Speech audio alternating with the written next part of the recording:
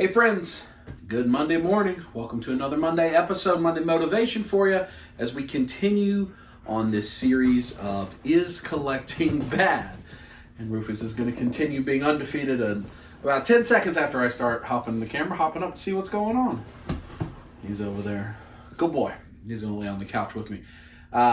Is collecting bad? And last week we talked about why do I collect, right? And examining why do I collect and looking at, am I collecting something or am I accumulating things? And if you haven't watched last Monday's video, I'd encourage you to watch it because this is kind of a series over the next few weeks where we're going to look at different aspects of collecting and come to a conclusion about whether or not collecting is bad. So start with part one last week and then get into here where we are going to talk about collecting as an addiction. It's going to be a challenging topic. I waited to record this until I saw the reaction from the first week, which aired this morning about 10 hours ago, and has had a lot of people watch it, a lot of comments, a lot of engagement, a lot of feedback. I really appreciate it. I've read everybody's comments.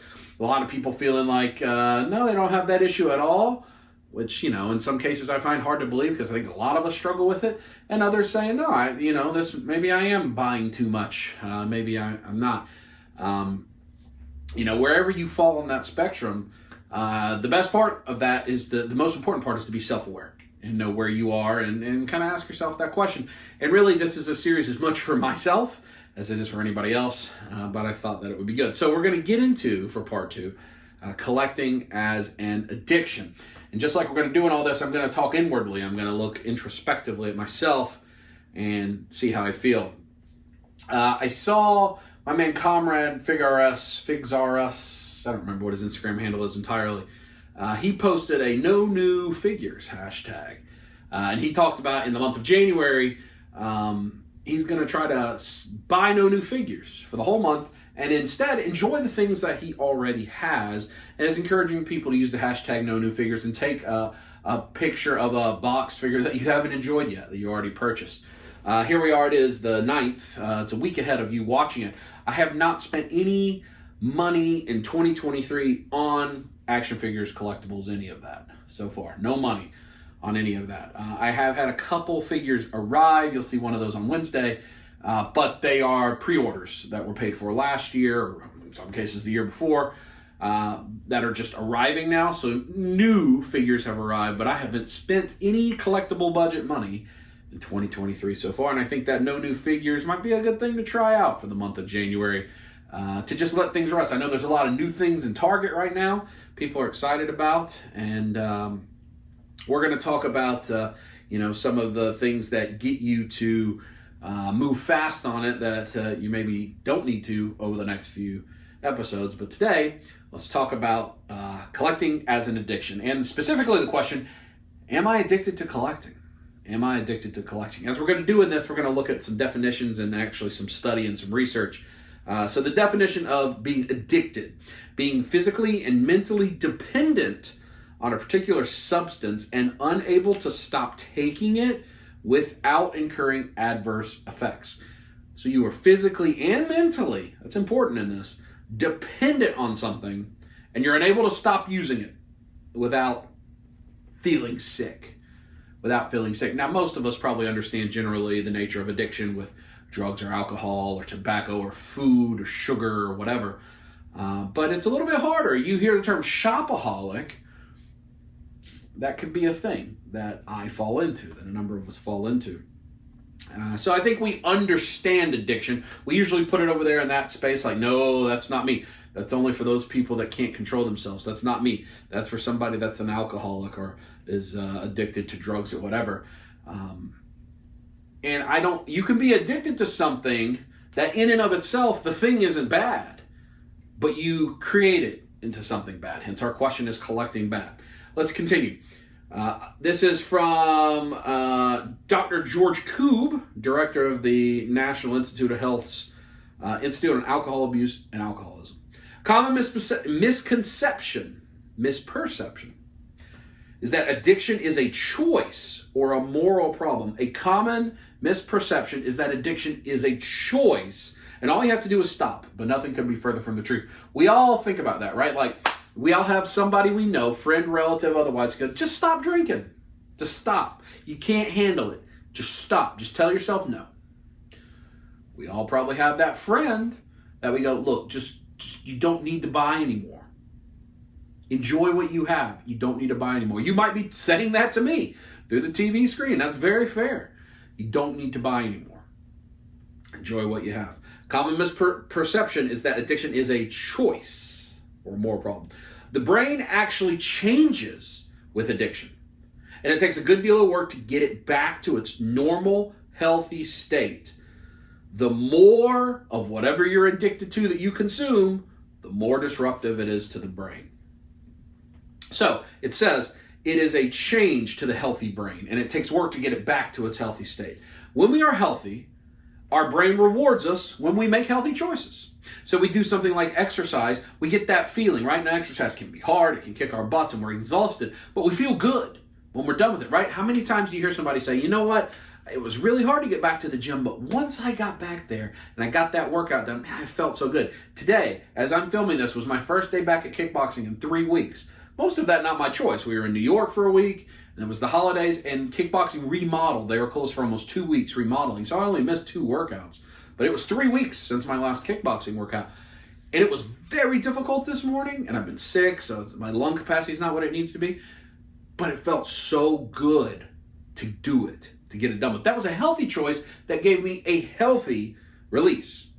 No different than when we eat healthy. Our brain tells us this is good, do this. When we spend time with our family, with our loved ones, our brain tells us this is good. It makes us feel good. It gives us happy feelings. It releases dopamine. We're going to talk more about dopamine. The most common comment in last week's episode I saw were people saying, when collecting interferes with time with your family, time with your loved ones, paying your bills, that's when it becomes a problem, when it interferes with it. However, I would challenge that a lot of us don't do a good job of examining what interfering with it means, right? You go, oh, well, you know, my fiance, my wife, my girlfriend, she hadn't left me, so she must not have a problem with it. Even though I spend 4 hours a week at Target and Walmart. Is that 4 hours that you otherwise would do nothing? Or is that 4 hours you might be with your family? That's what I had to look at myself as last year. And it was for what I believe is a bigger cause, and Beat Up Fit and all of that. But I was spending so much time in a week going to Targets and NECA Funko sections, all of that, to film the hunt videos. I'm like, I would rather be with my family, and I need to be with my family. I need to strengthen those relationships, not weaken them by going and doing something else for another purpose. I need to put what's first. I need to make sure it's that way. So when we make those healthy choices, our brain tells us yes. Our healthy brain tells us yes. And when we are in danger, our healthy brain says, nope, get away. Maybe you shouldn't do that. That's when our brain is healthy, when we're not in a state of addiction.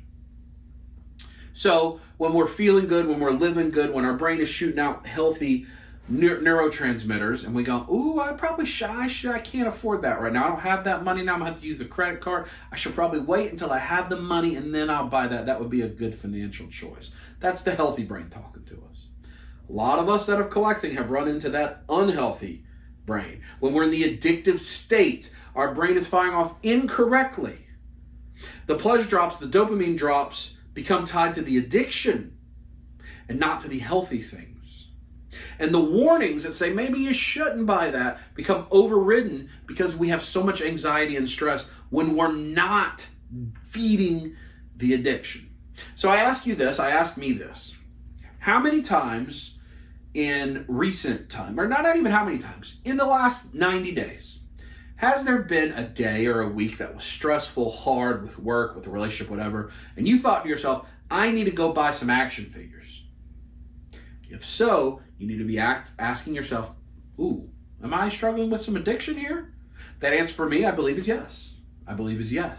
There are times in the last 60, 90 days where I went and I all of a sudden bought a bunch of McFarlane DC figures. Now, I actually have those on display, the Green Lantern Flash figures. But it was stressful. Work was really stressful for me last year. Continues to be so far this year. I mean, my new promotion I've had for about 8 or 9 months is just challenging. And it's probably as unhappy as I've been at work in a very long time. And it's very, very hard. And what's my response? Well, then it was retail therapy, right? Shopaholic, go cure it by spending some money. And I bought some things that I probably didn't need, and I shouldn't have bought.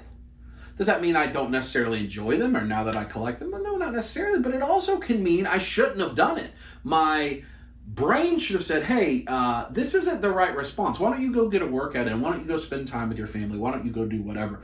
But the addictive brain jars it loose and says, go get that dopamine. Get rid of that anxiety and stress by buying an action figure. Which really isn't that different than go to the bar, go get some cigarettes, go get some drugs, whatever. It's all the same. And I think if you look at times, there's times all of us probably wrestle with that, right? I don't have a friend, of all my friends that you see, I don't know any of them that don't impulse buy something. That don't just go, oh, I'm gonna get that. Or don't, I've had a bad day, let me go ahead and browse Sideshow or Big Bad. They all do it. We all do it. We all do it. And we all know we shouldn't. We all know we shouldn't. It's probably struggling with some addiction. Let's talk about dopamine. Dopamine is a chemical that is released in the brain that makes you feel good. We all chase dopamine drops, right? It's the thing that is that sudden rush. Going back to my man Comrade, talking about the no new figures in January. And he said, how often is it that you see, right? A lot of it's FOMO, and we're certainly going to talk about FOMO in its own episode. You see your friend, they got a brand new figure. Oh my goodness. Right now, those giant turtles that are in Target, the giant Playmates reissues of the turtles, or the storage shell turtles. But for me recently, I don't buy Revelation really anymore, and I've committed to myself, do not pay full price for Masterverse Revelation figures. If I want a couple to put on Snake Mountain, wait till they go on clearance at Target, because they will. They will. And I watched my man Sentry, Mad Collector's video, his first hunt of the year. Boom, Too Bad, right there. And boom, Roboto, and he may have seen Strato too. And I'm looking at them going, ooh, I'd love those. I bet my Target somewhere has them. I should run out. I can make a hunt video. The people would love a hunt video. That's what I'm justifying in myself. And I can go spend $70 instead of just waiting, probably only 6 or 8 weeks. And I'll be able to buy Too Bad for $12, $14, and the rest. And I do want that Too Bad. I think it's cool. I actually do want it. I think it would work with my existing collection.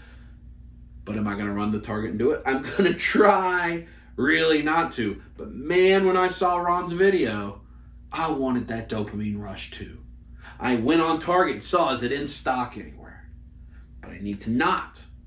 I need to not. And my man Comrade was talking about how quickly we do that. We see our friend doing it. We go get it, or we order it. It arrives in the mail. We're like, yeah, boom, dopamine rush. And then we put it to the side. And we maybe don't do anything with it for who knows how long. In some cases, we never do anything with it. We end up selling it for less than what we paid for it. Or maybe more than what we paid for it. But we just get rid of it. Why did we ever do that? Well, because we're looking for that dopamine rush. Dopamine can provide an intense feeling of reward. This is definition. Dopamine is most notably involved in helping us feel pleasure as part of the brain's reward system. Sex, shopping, smelling cookies baking in the oven, all of these things can trigger a dopamine release or a dopamine rush or hit of dopamine. Sex, shopping, smelling cookies in the oven. Smelling cookies in the oven, that seems not quite on the same category as the others. But you think about it, that is what we do when we want that new figure hit, that new figure smell. We're asking our brain to drop dopamine. And if we get too addicted to that coming from that place, instead of some of the healthier choices, we have to ask ourselves, am I addicted? I ask myself, am I addicted to buying action figures more than collecting? If I'm honest, that answer is probably yes. At least in a way. Because why did I buy McFarlane stuff? Why? In this room, I've got Ninja Turtle stuff, childhood, G.I. Joe stuff, childhood. I've got a lot of 6 scale stuff that's both childhood and today, and I got the anime stuff that's with the family. I feel pretty good about it. The stuff that isn't in this room, that either is in tubs or crates or is displayed some other way, crammed on a shelf somewhere, maybe that's dopamine. Am I addicted?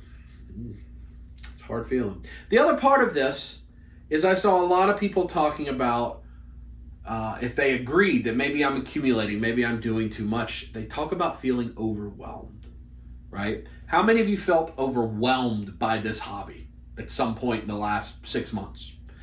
Have felt depressed, sad, the weight of it? When you sit in your toy room, your toy area, whatever, have you felt stressed about your hobby? I think a lot of us do. It's a hobby. It's supposed to be fun. It's supposed to be fun. It shouldn't make us feel sad. It shouldn't make us overwhelmed. It shouldn't make us depressed. Sometimes it does. Think about it.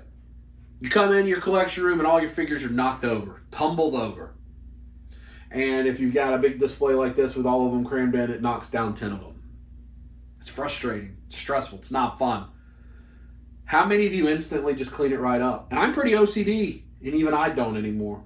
I see right here, I got G.I. Joe's just on laying down. Because I don't feel like dealing with it. And it's frustrating. And I say, why do I have so many? If I didn't have so many, maybe they would knock each other over. And then I say, well, I want them all. I would be a completist. Are you ever overwhelmed by boxes piling up?